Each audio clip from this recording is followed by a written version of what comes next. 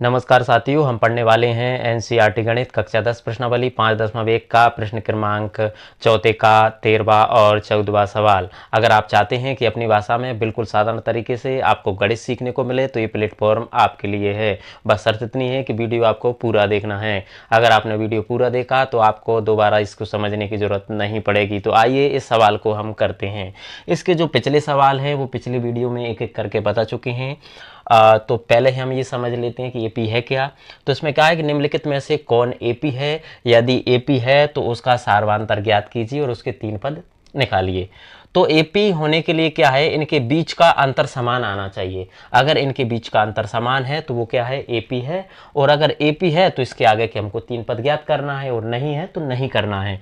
तो आइए इसको हम करते हैं। तो सबसे पहले क्या करेंगे, इसको मानेंगे हम a1, ये हो जाएगा a2, ये हो जाएगा a3 और ये हो जाएगा a4।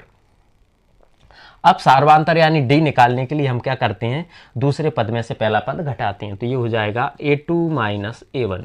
तो a2 क्या है, a2 है √6 माइनस के √3। अब इस 6 को हम लिख सकते हैं रूट के अंदर 3 × 2 और ये क्या हो गया √3। यानी कि दोनों में क्या है कॉमन, दोनों में अगर कॉमन देखा जाए तो √3 यहाँ है, √3 यहाँ है। तो √3 अगर कॉमन आ जाता है तो यहाँ क्या बचा, √2 और यहाँ क्या कुछ नहीं बचा तो 1 बचा। इसी प्रकार अगला पद निकालते हैं। तो अगला निकालने के लिए क्या होगा, a3 में से हम a2 घटाएंगे।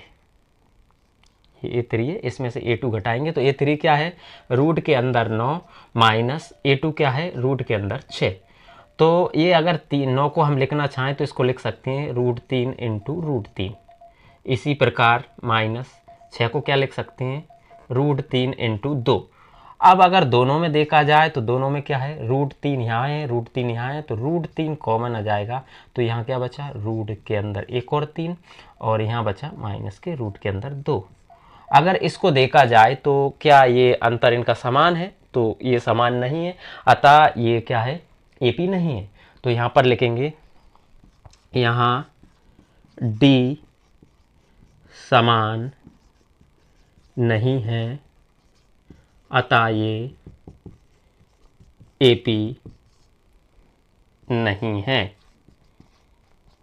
इस तरह इन सवालों को आप कर सकते हैं। अब इसके बाद हम 14वां सवाल करते हैं।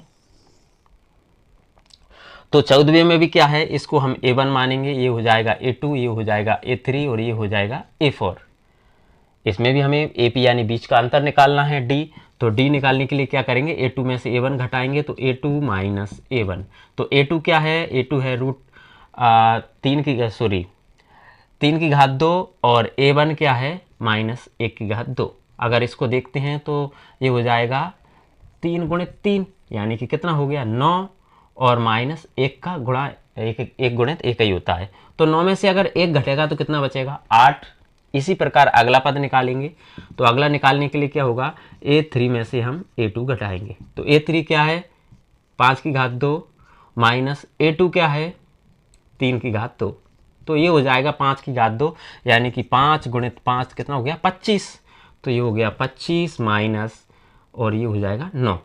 तो 25 में से 9 जाएंगे तो ये हो जाएगा 16। यानी कि इनका अंतर क्या है, समान नहीं है। और अंतर समान नहीं है तो ये क्या है, एपी नहीं है। तो यहाँ लिखेंगे, यहाँ डी समान नहीं है, अतः